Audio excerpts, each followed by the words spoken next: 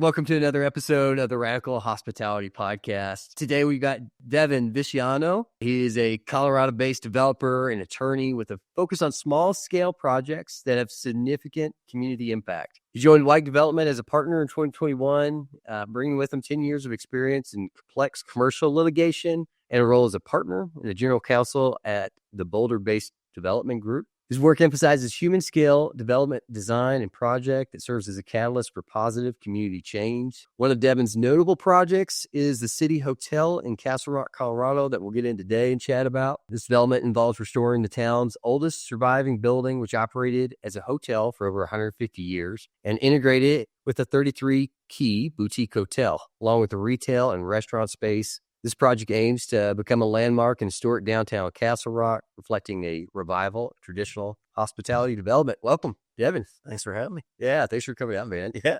Just a good place to start. Like, we bumped into each other in our neighborhood here in Indian Hills at a little local coffee shop called Manos, and got to talking. I was chatting about some of the boutique hotel projects that we're working on, and you kind of piped in and said boutique hotels. We got to chat a little bit. You are doing some incredible projects, so what a great coincidence to be able to connect. So looking forward to hear about some of your work and some of the projects that you're working on today. Yeah, it was a great coincidence sitting there working on the City Hotel project. And, I think that it's a great coffee shop. We were like 18 inches away from each other, so I couldn't help but hear you chatting about similar stuff. And I love sometimes the world just kind of brings those connections together. So I'm glad it did that. So Devin, tell me a little bit about maybe if I want to get into your current project that you're working on, but maybe just back up a little bit and give me a little of your background. It's kind of an interesting take into the world of development. Started out as an attorney, still doing some of that. So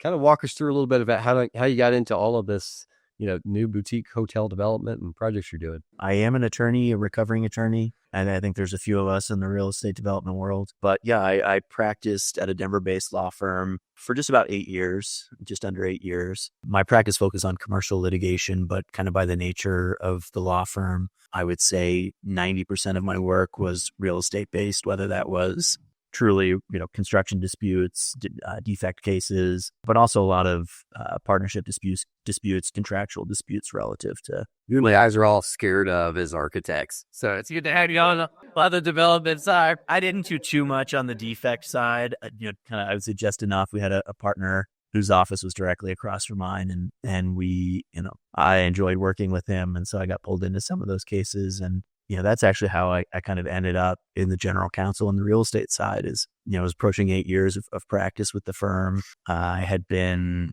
working more and more on the transactional side with some of the other partners at the firm, and was working with a bunch of really great developers in Denver, Boulder, and kind of all over the place, and started to get more and more into the productive side of law, not destroying things and litigating, but being productive and on transactional acquisition. What do you mean by productive? I tend to think of the transactional side as being kind of a little bit more. Everybody has a similar goal. They might be in different places from start to finish, or at the start, but they all somebody wants to sell a piece of land, somebody wants to build a project, somebody wants to buy it. So you're kind of rowing in the same direction, whereas in litigation, everybody's just got their camp staked out as far apart as possible, and you're literally just fighting for 2+ years. Yeah, I still was spending a lot of time working with those developers and kind of the litigation context, but more and more I was getting pulled in on some of the more productive transactional side of things. And I like that you're calling the developers the productive. Sometimes we get such a bad rap. Right. I feel like, half the time, developers get seen as, they're coming in and they're making change. But the reality is, like, that's where a lot of the creativity and a lot of they're the guys going in and making things happen. Yeah. And, looking to, improve districts, change communities, make an impact. And it's a lot of hard work. Yeah. I think most people don't see that. And I'm sure we chat about that later. Most people don't see, the high level of thought and involvement and care that goes into making decisions when you're building something in a community. People just see the end result of the proposed project, and, they usually think there's some thoughtlessness or, just steamrolling that goes into, hey, we're going to build this here. We don't care what you say, but, that's not our philosophy. And I know Yeah.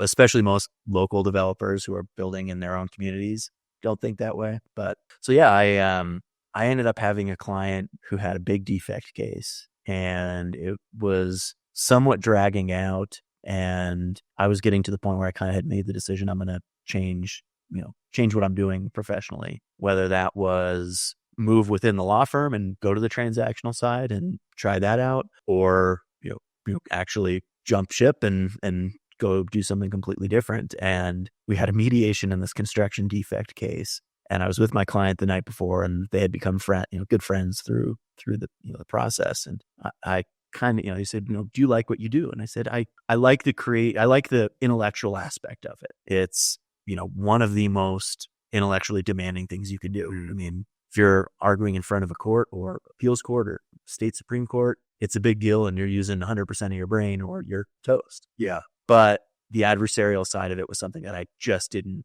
like. Maybe 14-year-old me would have liked battling that much, but not, much older me.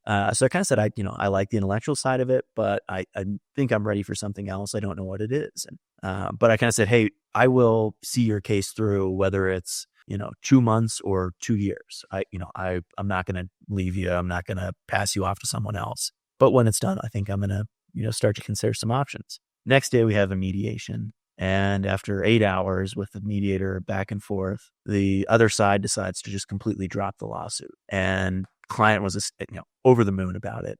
They had been kind of just catatonic, so upset with the fact that somebody they built a home for was suing them. We left. They were worse. No, they were absolutely elated. We get some dinner. We take it back to their house. And he says, hey, did you mean what you said last night about doing something different? I said, I really did. It's something that I've been thinking about a long time. And said, no, now that your case is over, I guess I got to really think about it. And he said, well, come join us as a partner and general counsel. And I literally on the spot, he said, yeah, I'm in. So, well, talk to your wife, talk to your partners. And I said, I will, but no, I'm in. 100%. We'll, let's enjoy dinner and we'll figure out details later. And isn't that interesting? Like, I always believe, you're one person or one conversation away from just a total, change of your life. Yeah. And yeah. it seems like that was probably the moment there for you. Oh yeah, absolutely. I mean, it was just a great opportunity. And so I ended up joining them. It's a boutique development firm based out of Boulder County called Nasser Development. Father and son team. They do a lot of high-end residential, which, I really enjoyed. I thought it was a great way to, learn about the architecture design process, the engineering side of it, and, deal with some of the planning aspects of it, but on, a little bit lower. So they did a decent bit in Boulder. The project that they were kind of deep in and kind of wrapped up during my time there was a ski in, ski out subdivision up at Copper Mountain. Okay. So the Kokomo lift, as it kind of goes up, overlooking I-20 or I-70, there's all those big ski in, ski out homes there. They did all of those. Okay. And for them, it was kind of this long, Those are cool. 20-year project or 15-year project where they bought 2 lots. They built homes on them, 4,000 square foot homes. They were modest back then. Yeah. And they completed the first 2 in 2008. The economy collapsed and they couldn't sell them. My partner's wife, Tracy, had this great idea to put them on VRBO, which was kind of a new thing back then. Mm-hmm. They were booked every weekend, all breaks, all winter break, all the holidays, completely full. And it turns out that, people traveling from Texas with oil money don't stop taking vacations in downtown. That's right. And ultimately, the CEO of Copper at the time had stayed in one of the houses, and he said, hey, we own 20 more lots in the subdivision. Are you interested in doing more of these? And they said, yeah, and just wrote the check for all of them. And did they make that money off of the projects that they had? So my old partner had a background in finance tech. And so he had sold another company that he built up over 20 plus years, and then kind of went back to his family's roots in development and construction. But it did really snowball because the people from Texas who ended up staying in those homes, one of them got purchased. They realized, hey, we basically are buying a house with a cap rate, and when we don't want to be here, this group will still manage it. It'll get rented out. It'll cash flow. And then other people stayed in them and said, hey, will you build us a house? And it kind of just marched up the hill where people who stayed in those houses loved the experience, bought them, designed custom homes and built them. So do you guys maintain the management portion of that? we did. Well, Yep. yeah, Yeah. that's great. So you almost have kind of a built-in clientele. You sell it. Yeah. I mean, it kind of, we would design the custom home, build it, turn the keys over, and they would just roll right into the management agreement with us. And we had that separate company that, handled all the reservations, handled all, all the maintenance requests, which was really easy from an internal perspective because one of us was up there on a build, most days. So if somebody was saying, call it, 8:00 at night saying, hey, our garage door opener is not working, or hey, we have a guest there and the hot tub's not turning on. We're going to be there in the morning. It's dark already. Yes, it's perfect. Relatively handy guys. So we took care of it. Or hey, our electrician's next door. Come right over. So it was a really great experience. And so I ended up doing a couple houses up there with them and kind of wrapped that up. And by the end, they were, the last house I built up there was 8,000 square feet, 10 bedrooms, 10 baths, bunk room in the basement, game room. I mean, they're hotels. They're and this like large end homes or high end homes, large size, are they still cash flowing well? Or are these usually because you have Oil Texas money, they're buying the thing outright? They're still cash flowing really well. I think if you have it like financed or something like that. Yeah, they cash flow well, and I think the draw of them is, I think Copper is a little bit unique. There's not, a big village. It's not Vail. It's not, Breckenridge. You're coming from Texas and you're meeting your family who's from Denver, and maybe your brother is coming from New York. You can have 3-4 families in these things. They fit everybody comfortably. And if you were to get 8 hotel rooms, you're paying more than you would pay for this gorgeous house with, unbelievable amenities. So there's a bit of a value proposition. It's $3,000 a night. I was going to say, roughly, is that kind of your 8? Yeah, I think, it's just around there. And they got ski teams, coming in for training camps and competitions that would just annually, like, hey, we're going to be here with the Vermont ski team every single year. Did you guys end up holding any of them yourselves? My partners did, but they can't say no to a sale. So every time they would build one for themselves, they would, end up having somebody stay in it or say, hey, can we buy it? And I mean, so they did that a lot. Mm-hmm. And then they're now doing a project up in Winter Park, and they love it up there. So they're like, hey, we're going to build our new ski home here for the year before we sell it. But was this the same group that came and did the A-Frame Club?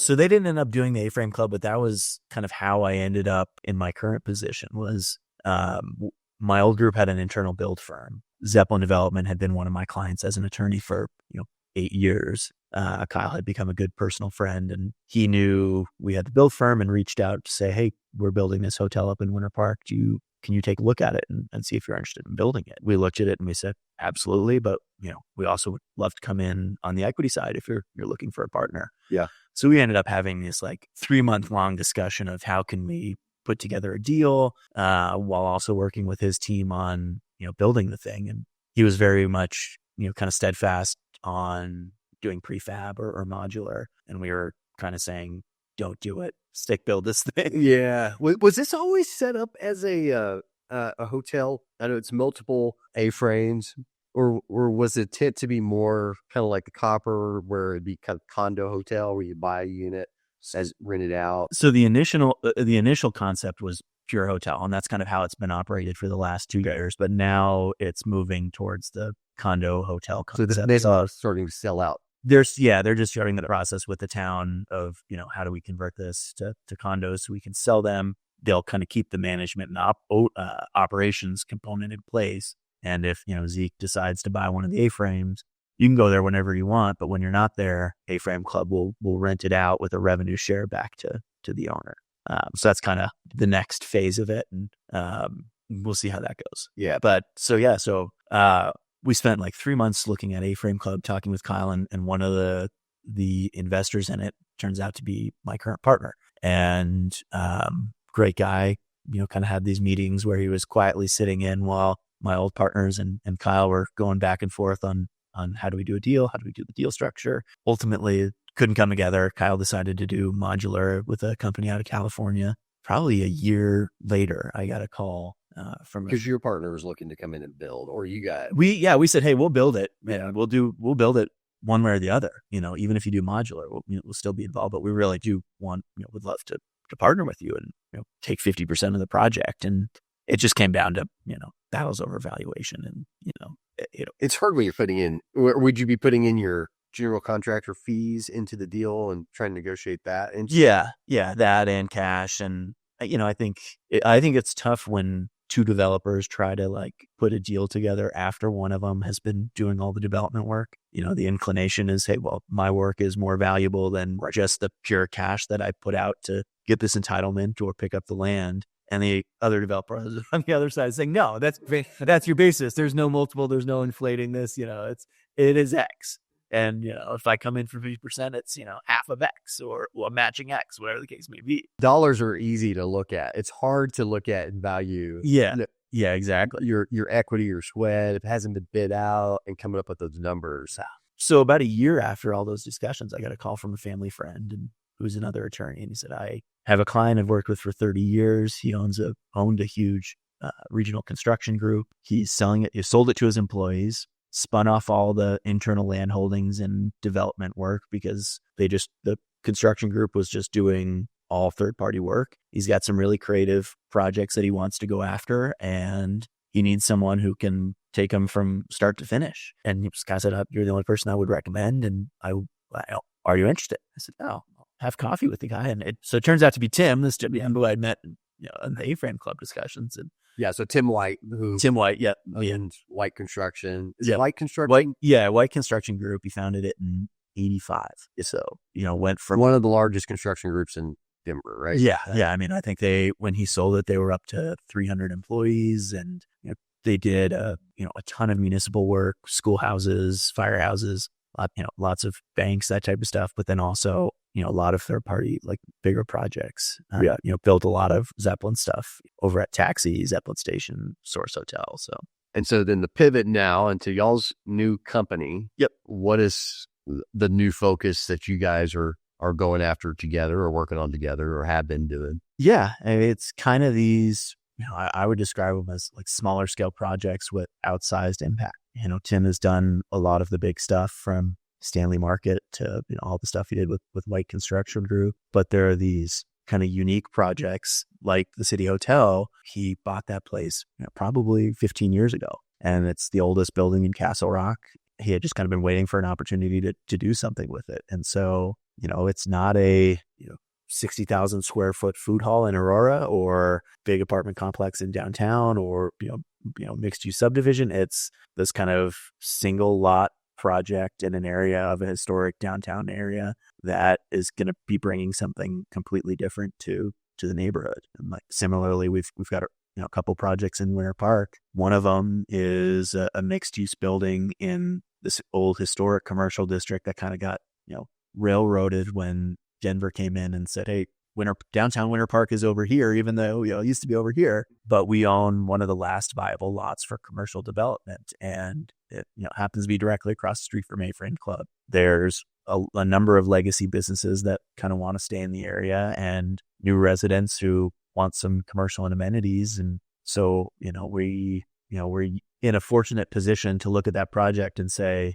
we could make X if we do just a bunch of 8-10 townhomes and sell them out. Yeah, but we would make half of X if we do the commercial. But the commercial is what the community wants. It's what's ideal for this area. There's a strategic plan to connect this area to the rest of town. So despite the fact that we're going to make less money, we're going to do the project that is more interesting, is more community based. And so that's kind of how we approach it. Kind of the general ethos is it's got to make money. It's got to make money. Yeah.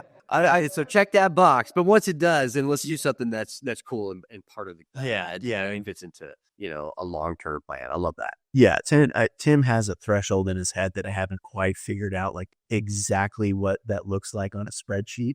Yeah. But there's a point in his mind where it's until it drops below this return, and it might be shockingly close to zero on some of these things. If it gets close to zero, maybe we should think about doing something else. But if it's even a little bit above that, it's worth it. I would rather do something more interesting, more creative, more beneficial than just go make more money and build townhomes. And that's a great place to be in life, where you can just get a project and say, okay, what does this really want to be? Yeah. And in the end, oftentimes that is the best return as well, but it takes a longer route to get there. It sounds like maybe let's dive into the City Hotel project. Yeah. That seems like one that you've been kind of spearheading and working for last couple of years on. A lot of people in the boutique hotel space, our audience here, are looking at have purchased short-term rentals, maybe like the Copper homes that you guys did up there, or have started to get into boutique hotel space, kind of like what we're doing. I think there is a real interest in development, at least me personally. How do you take these things, not just going and finding an old motel and repositioning it, but what does it really look like to find something that you're, whether there's a existing structure, maybe, a historic piece that you're, tying into, but what does that process look like, taking it from ground up, and how does that differentiate from, doing a renovation project? Just kind of, what does this take to put a deal together? Yeah. So this one, as I mentioned, the City Hotel building itself is one of the oldest structures in Castle Rock. It was originally built in 1874 in a town called New Memphis, which was, just a little bit outside of the current Castle Rock downtown. Okay. And in a race with Parker to establish the county seat, this guy who owned this building in New Memphis basically log rolled the entire building to a lot that he purchased in Castle Rock. Oh, wow. And declared it the county seat, and Castle Rock became the county seat of Douglas. He became the first mayor of the town. But from 1878, when he moved it there on, it operated as either the City Hotel or the Castle Rock Hotel. How far did they transport this thing on logs? I think it's like 5 miles or so, kind of crazy. Decent distance. I only actually recently learned that it was log rolled. My presumption was because in 1874, the railroad didn't go from Denver through Castle Rock. So my presumption was, hey, it was probably easier to take this thing down board by board than it was to get lumber from Denver down here to build a new building. But the historian down in Douglas County Library said, actually, they log rolled it. That's a record of it. Okay, well, that explains why it's sitting on dirt and doesn't have, any failure. It's that much effort to get it there. They're just on a great foundation. They pulled the logs out and stopped. So it's this historic building. It had been. And how big is this the existing building? So the original footprint of it was 1,300 square feet. Okay. And then, we've had these really great records of all these non-historic additions. Or, I mean, I guess you could say some of them are historic since they were 200 years ago, but non-original. 1,300 square feet. It's not huge. No, it's tiny. Yeah. And it was carved up in the 80s into 8 and rented for low income, housing for 20 years. And how big of a lot is it sitting on? So that's sitting on just like a 1/4 acre, but we also own the adjacent lot, which is another 3/4 of it. Okay.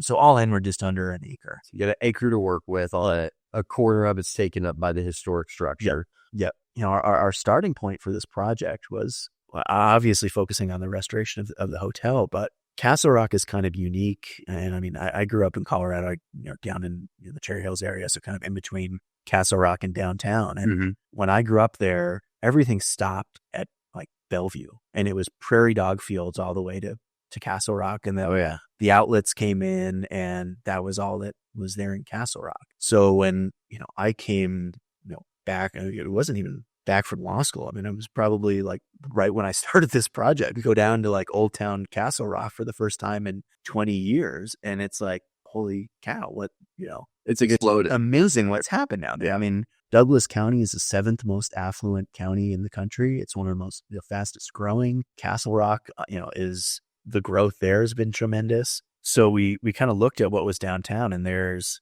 been a lot of growth on the south end. There's some great projects like Riverwalk. There's another apartment building there that did really well, but it hasn't really kind of flowed to the north end of town, because as you get to the north, it's smaller lots. You can't do these bigger, blockbuster developments.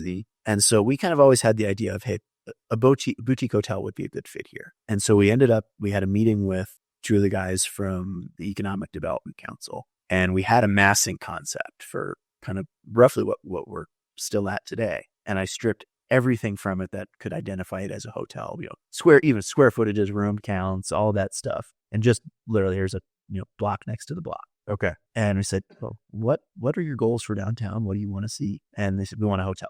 was the first thing out of their mouth. We said, "Oh, really? Tell us more." And they said, "Well, we recognize that the only hotel offerings in Castle Rock are closer to the outlets. They're lower tier chains. And on the business side of our downtown alliance, we hear people saying, we get a lot of business visitors in Castle Rock. They don't stay here. They stay in Denver. They come down from their meeting. They come back, which means they're not spending money downtown. They're not going to the businesses. They're not eating there." Then on the residential side of the alliance, there's a lot of smaller apartments being built, not a lot of extra space for visitors. There's no there's no significant Airbnb presence there. Did you have a feeling that might have been what they were looking for, or were you guys just kind of coming in? We kind of came in hoping that they would be receptive to a hotel. We had no idea that they had Radisson and these other Boarding these others groups come in to say, "Hey, we'll propose a hotel downtown," only for it to be not a true boutique with character, but just a smaller scale. Their smallest concepts like a loft, or which are still relatively large hotels. Yeah. But like that's to the Radissons and of the world, that's a small concept. And why was it important in this conversation that you had buy-in from the city versus just saying this is what we're going to do? Part of it was my partner Tim's philosophy on these types of projects is making sure that from the onset you're taking that input into consideration. He's got significant personal ties to Castle Rock. He was the mayor of Castle Rock for 4 years in the 80s. Oh, really? Was on the school board. He was on town council. Yep. And I think he told me when he was the mayor, it was like 5,000 people. But White Construction Group had its main office down there. A lot of the municipal work they did was in Douglas County in Castle Rock. And until recently, until he completed this home in Denver, that was really where he lived. So he felt kind of an obligation to make sure that he was getting input to what downtown needed and what the bigger picture vision was. Yeah. Before even floating an idea. It just was kind of fortuitous that they had wanted hospitality downtown, and that's kind of where we were leading. So we kind of said, "Hey, well, we're actually hoping this can be a hotel." We had done a little bit of work with some of the neighboring properties to see if we could kind of put together a few lots and do something a little bit more comprehensive with a separate food hall, maybe some apartments, and kind of create a bunch of connective tissue there. But those conversations didn't really go anywhere. So we just jumped ahead and into planning this project. And we started the project with Dinia. They did a concept design for us, which really got the attention of the town and the neighbors. And ultimately, we're now working with Meridian 105. My buddy Chad, there. So he says hi. That's good. They do nice work. So yeah, it'll be going. It's going great. So we had our historic preservation meeting this week, which approved unanimously for the restoration. That's huge. Our third neighborhood meeting. Did you have any kind of? I'm sure that wasn't just a show up and here's what it is. Was that kind of the dialogue back and forth to get to current design, or how engaged were they in the process? So, we had a couple people who were involved with historic show up at some of the earlier neighborhood meetings, or pass comments on to the town's long-term planner. The nice thing on this one is it's a very simple building. It's a wood-sided 2-story barn-style wood structure. Okay. There's nothing too complicated about the restoration of it. From a historic restoration plan, it's relatively simple. There was a good bit of conversation on the interplay between the historic hotel and the new hotel. Right. We originally, when we first did our initial concept plan, we were thinking, hey, let's do a brick structure. The Acme brick foundry down in Castle Rock had recently shut down, and they had this like insane $2 million brick surplus of brick sitting around. So we're like, hey, if we can get our hands on 20,000 of those, let's integrate them into this design. And ultimately, when we started working with Chad and the team at Meridian, we kind of started taking some input from the community and members of the historic board. We kind of realized that there should be a little bit more connection between the old building and the new. So yeah, now there's definitely a little bit more interplay between materials and construction types and forms. Looking at it, it feels like it's respectful of the historic architecture, but it's a modern interpretation of it. Yeah. Kind of still like simple shapes and simple forms, really like the weathered wood. Looks beautiful. Looks like it ties kind of back in, just kind of natural materials. when we figured out really it was, all due credit to Chad and his team. They got it to where it's at. And when we looked at the current iteration of it, my first impression was, this is what it would look like if you built a modern Wild West, like mini town, while also wanting to be in like wine country in San Luis Obispo. It's like very like Zen Western. And so I loved it instantly. It was, they did a great job of helping us figure out the connective tissue between the old building and the new. How are you going to tie those together? So, you can actually pass from one to the next without, disturbing or, changing the old building so much that, it loses its, original form. And it looks like, so what do you guys do in food and beverage? It looks like there's kind of a courtyard that you come into. Yeah. So the old structure is going to be pretty straightforward. Not straightforward in the sense that it has no foundation and we've got to build a foundation and structurally reinforce a building that's 250 years old. Yeah. But that building itself is actually just going to be the main dining area for the lower level main food and beverage bin. And how big of is that going to be a open restaurant to the public, or is that? Yeah. So that'll be like 1,300 square feet of dining in the old restaurant. Okay. Then it'll be connected to kind of I call it kind of a terminal style bar, a little bit longer, kind of almost like an old train station bar. It'll be connected by a breezeway to the new bar and the new dining area, which then connects to the lobby of the main hotel. So all in, that's like about 3,000 square feet of restaurant space between the bar and the dining area.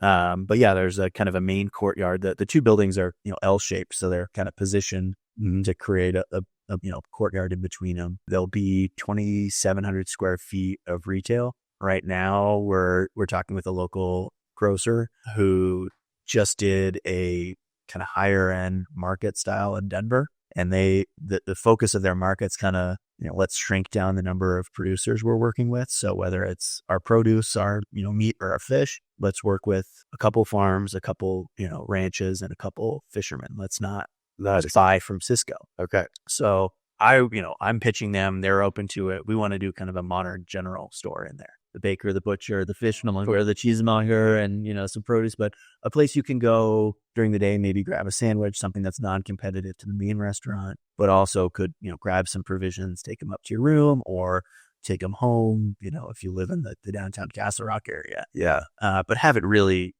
feel like you're going into an actual market and not just like, hey, this is a little convenience. Yeah, that's cool. And be able to bring in some local produce and and you guys have experience with that, probably with like the Stanley Market. Yeah, and that's been one of the like ongoing discussions is the operations of the food and beverage for the hotel.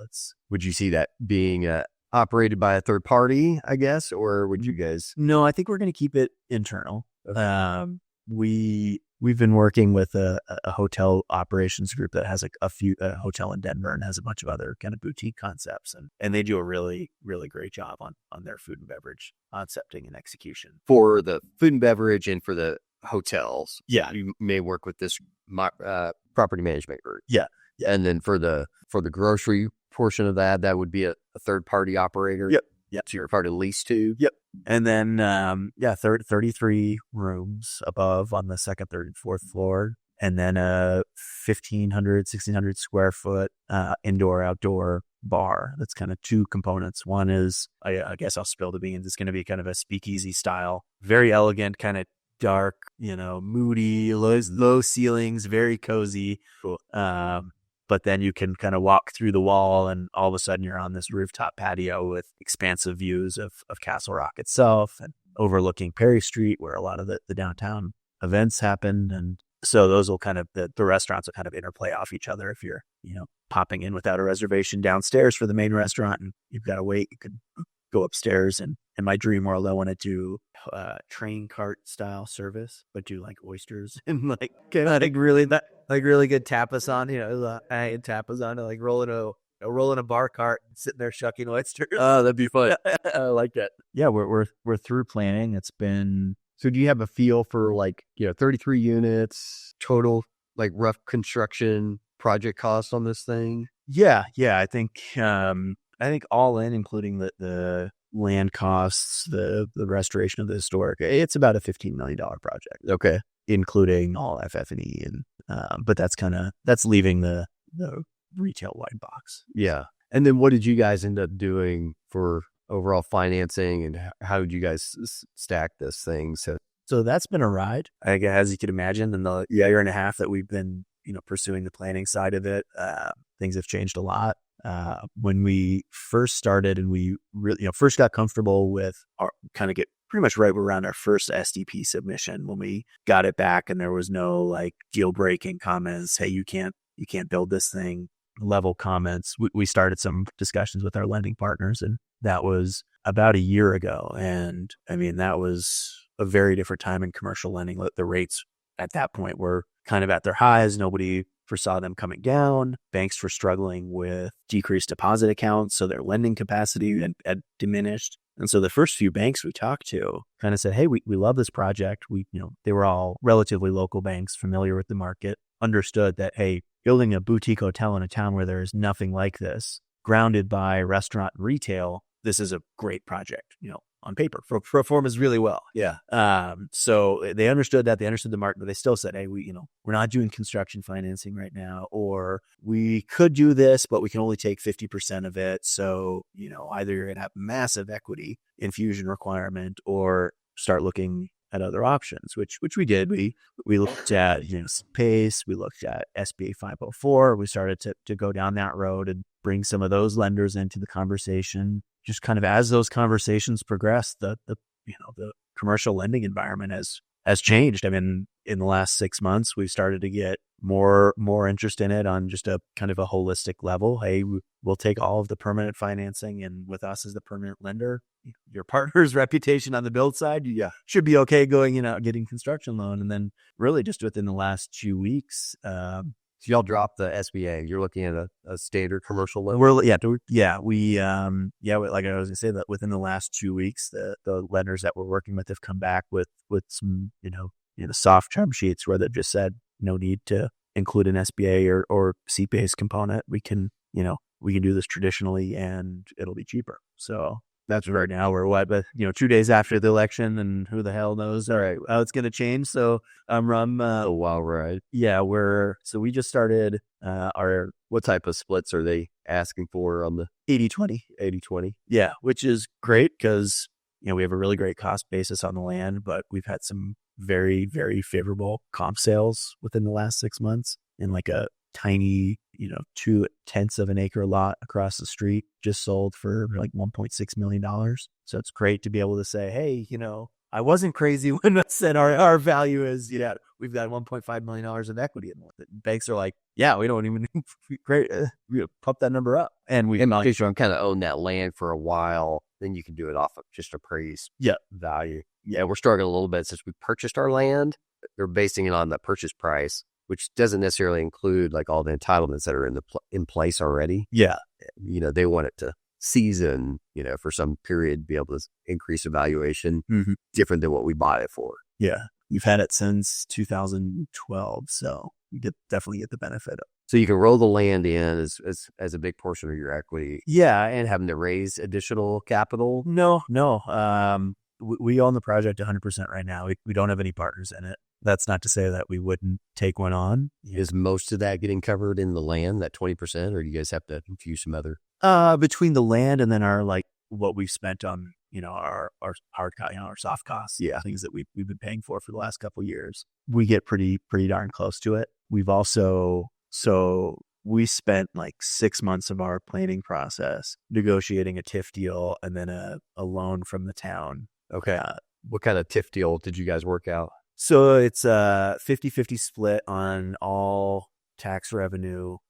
So only thing that's carved out is lodging tax, because in Douglas County, all lodging tax goes to parks. Yeah, they don't do sharebacks on that, but it's 50-50, 10 years or $1 million, whichever comes first. Okay. Like you could ask for that. I played the mayor card. Hey, Tim was the mayor. How many of you got your jobs here because it's him? I should have started there. I'm having lunch with the mayor next week.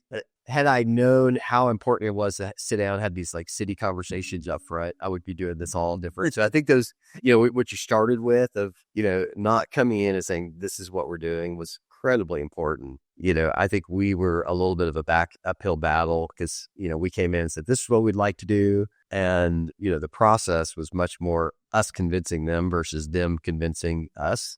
At the end, they could see all, hey, we're bringing all sorts of sales tax and value, lodging tax, into this area.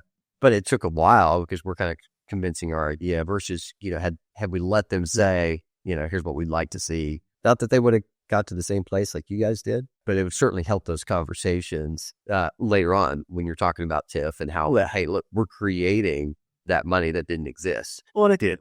I think it really depends on those incentives really do depend on the municipality you're working and what they'd like to see. Yeah, not only how familiar they are as a, whether it's an economic development group or planning or, town council, internal to the town, how familiar they are with those deals and what they've seen within, recent memory, but also the community and how, because obviously if you're going to go get your TIF deal, it's going to end up getting passed by town council or, commissions. And those people are going to be responding to comments on them. And, there are a lot of people that say, hey, why are we giving these guys money? Why are we giving a developer extra money to build something? They're not looking at the financial model and saying, hey, there's a shortfall in years 1 and 2 that we're covering to make them feel comfortable with this project. Or, hey, this is going to generate money, more money for the town in the long run. So, I would say the smaller the community, the fewer, incentivized development deals they've done. They might not have the historical record to tap into like we had in Castle Rock to say, we had a building that we had previously done where we were able to say, hey, this building had similar incentives on it. Here's how it worked. The town gave us a low interest 1% loan. They got paid back early. And the town got 50,000 square feet of office space that's now 100% occupied by local businesses. And, there was a tax revenue component that generated this much between the town for this number of years.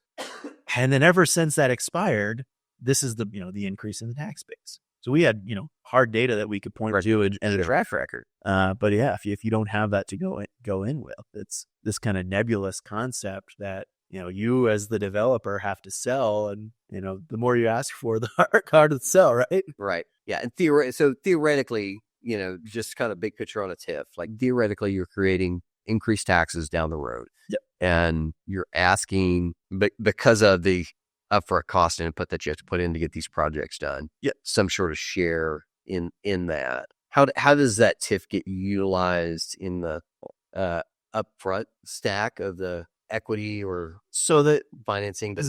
Most banks won't consider that as just kind of incentive. It really just comes in on the revenue side. So when they're looking at, what do your first 3 years of stabilization look like? You have a revenue component that's your tax share back that helps stabilize any shortfalls on the project in that 3-year period. So it's kind of a comfort thing for a bank. Yeah. We were fortunate enough, we negotiated this low interest or no interest loan from the town for the historic restoration component that comes out of the Downtown Development Alliance's discretionary budget that ultimately gets paid back upon permanent financing. Their money is only out as long as we're in construction. Okay.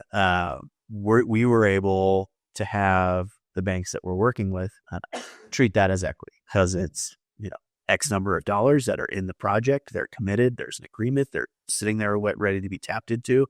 They were, didn't really care. Hey, it's coming from the town as opposed to the developer. So they were able to say, hey, well, we're not going to look at that as debt. We're going to look at that as equity. You guys have that money sitting there ready to deploy into the project. And it's, tied to this obviously very specific purpose, that's enclosed within the project of restoring the old building. So that we were able to capture on the equity side. So that's why I said, between our land equity, our hard costs, on the project to get it to where it's be build ready, plus that money from the town, we end up being pretty close to where we need to be on the equity side of it. So And are you putting together all the business plan pro formas, or do you have consultants helping with that? Yeah, we have, I do all that, for better or worse. Yeah.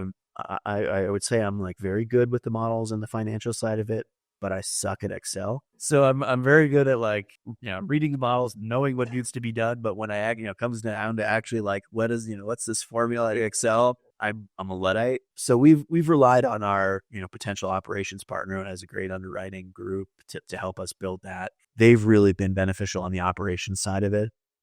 What are the actual operation costs going to be, and building out, that side. I can obviously deconstruct to oblivion a development cost side model. But then we also work with a group of guys at a company called Natural Object. It's two of the former partners from Zeppelin Development who started their own little boutique firm, and they are just wizards on the financial modeling side. But in terms of like retail positioning, they have their own internal branding component. They really get projects of this nature. And so I worked with them for years at Zeppelin Development, and it's been great to be able to say, guys, can I buy, a bunch of your time to tear our model apart? And so I worked with them really closely on all of our like underlying analysis for the model. So like if we decide to rent these spaces, what's the rent going to be? What is our, revenue per square foot? What is, what are our, what's our TIF structure? Tell me what we can anticipate for our TIF revenue, getting, all the way into what are 4 comp restaurants within, comparable markets, and, what are their revenues? How is that?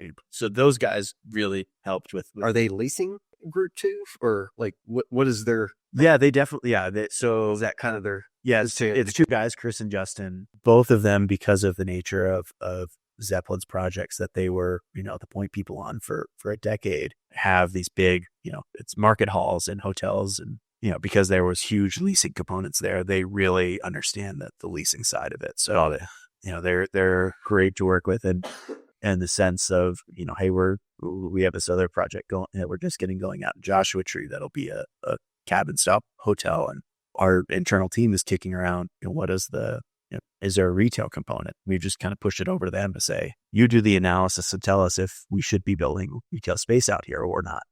They can dig into the markets, they understand them well, they know what the opportunities are. And so we rely heavily on people who are much smarter than me on the financial side, but ultimately it's, me giving the pitches to banks, and, at the end of the day, like you got to make the decision on it. Yeah. It's hard to figure out where to get that help to make sure, am I projecting these things right? Yeah.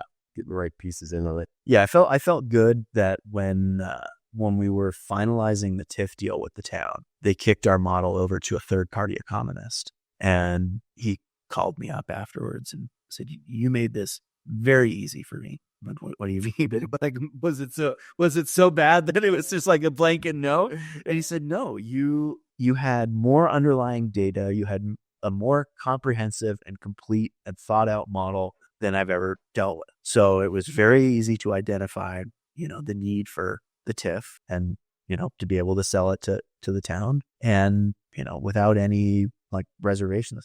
That's great. So I felt pretty good. Nice. Yeah. Did y'all bring, like, we just hired HVS to do a third-party feasibility study for our bank. Did you have to do any of that to just kind of confirm our numbers and assessments? I got lucky. Lucky. The lenders that we were working with, I was able to provide the third-party report from the town's economist. Like, okay, they're approvals to do that, and said, here's their feasibility study, and that's underlying analysis. And they looked at it and said, yeah, this works for us. Yeah. So we didn't have to do any Did they run CoStar reports and those kind of things? Yeah, we did that. Yeah, so we did that through the guys at Natural Object and Lifehouse, our potential operating partners. So we kind of had everybody running all of the reports. For us in Castle Rock, it was kind of unique because there's not really comps there. So we had our base comps to say, hey, if you're staying at a Holiday Inn, here's the Holiday Inn in Castle Rock. Yeah, okay, it's $99 a night. That's not going to be comparable to what our ADR is going to be. Occupancy, relatively high in this, 60% in, 60% down, pretty consistent. But then we kind of had to cherry pick to say, okay, what are some hotels regionally, whether it's, getting in, maybe as far as, Colorado Springs, Tech Center, even Denver, that are comparable in terms of, room count, location, and, pulling some of that data to really make sure that our number was reasonable and not just based off, the limited offerings in, Castle Rock itself. But then also we had to account for the fact that we're, basically offering something that has no competition. That was almost more of a positioning question than what will the market, what does a CoStar report tell you should be charging a night? And, for us, it's competitive with downtown, more, a little bit more value, but then also getting into the room design, making sure that if you're traveling, with your wife or your kid, this hotel has a room type option that would draw you away from getting an Airbnb because you need the second room for the kid. Hey, we've got a room that has a king bed, and here's a little like separate private nook that's got bunk beds for your kids. So hey, you're traveling for business, and instead of having a little tiny desk that faces the wall, in between your closet and your TV, we actually have a functional, like, nice work nook where you're sitting by the window looking at a great view, and you can actually work in your room. And so taking that into consideration, what's our ADR? What is that going to be? There's definitely a little bit of, a feel on that more so than data. Yeah, I think with these boutique hotels, it's finding that blend between your traditional hotel offering, because you still got to get enough rooms in there to make them fizzle out. But you also are dipping into that Airbnb market in this smaller, unique space. And so, making sure that you've got, some of those additional amenities. Seen some interesting things that, I don't know if you've been down to, like the Kinship Landing in Colorado Springs. They've got like a room that's like a camp out room where it opens up and, to the outdoors, and, you've got hammocks and tents and that kind of thing. And then they've got traditional spaces and some bunk beds and, some spaces that maybe are like themed rooms, that really kind of push that, away from like a generic, stay, but to more of that experiential stay. Yep. Yeah. And I think that's definitely where we're taking this project. Yes. We don't have, we don't have the square footage for a spa and gyms and, kind of those traditional amenities. So it really is, a wonderful place to stay, a phenomenal room. Our smallest room is 300 square feet. And, most of them are closer to 500, but then tying into the history on the experiential side, that, that's really, I think, where the success here will be, is, creating something that is tied to a 250-year-old building, but kind of creates that same experience. Because the old hotel, I spent an irresponsible amount of time looking at old records. And, the Douglas County Library has archives going back to like 1850 of the Castle Rock Journal, or 1875, right when it was founded. And so they have all this on microfilm, and I looked up every single mention of the City Hotel and sat there and read the article. Because you can't recreate, that historic, connection piece. No. And so that's why, like, when we first started this, well, what are you going to call the hotel? The City Hotel. And so, well, are you going to drop the? I said, no, I have an advertisement from 1898. That is our current, we reworked it, modernized it, but it's the City Hotel. It's not City Hotel, the City Hotel. So this will be the City Hotel. Yeah. And going back and looking at those, those articles, this place was the like hub for Castle Rock. I mean, if, there's articles like, hey, the dentist is coming from Denver next Thursday. Come get your teeth looked at. The veterinarian from Colorado Springs will be here. Bring your livestock down. It was right by the train depot. It was, by their accounts, the cheapest and cleanest bed in town, and the best place to get a square meal at a fair rate. That's what we want it to continue to be, is just kind of a really wonderful, like, gathering place for Castle Rock, where, even if you're not staying there, if you're not boarding overnight, you still come down on a Thursday night, because, it's going to be a great place to eat and sit out in the courtyard, or sit up on the rooftop deck and have a bar cart serve you oysters while you're looking at, like the great Castle Rock across the way. So. Well, I think it's going to be phenomenal. I can't wait to come check it out when it's up and done, and would love to have you back. Sounds like you got a couple other really cool projects that we could spend some time diving into. You got some things coming up at Joshua Park. Y'all have also been involved in some other really interesting, unique projects that would be fun to dive into. But this has been great. super educational, learning from kind of what you guys are doing ground up, comparing what we're doing with the Red Hotel. Really a pleasure to have you, Devin. So thanks so much for joining us on Radical Hospitality Podcast, and hope we can have you back again. Thanks for having me. You bet.